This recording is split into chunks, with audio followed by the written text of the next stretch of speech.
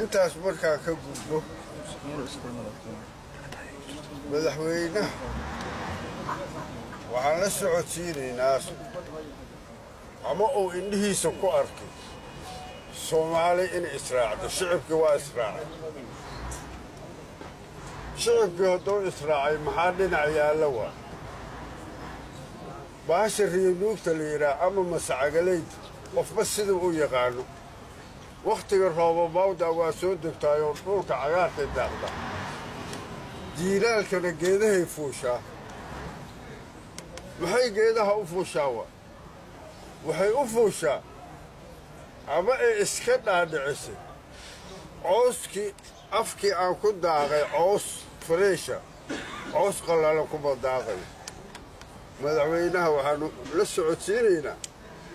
macallimiintii inay hadda jiifaan wayna soo kici doonaan ilaahay ha kuu fududay alla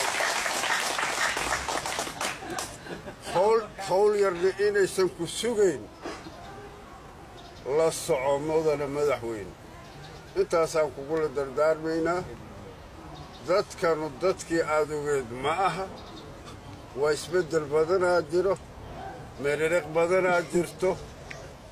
wax badanaa laysku dayaa in lagu jallaafeeyo oon mid ahayn oon laba ahayn oo saddexayn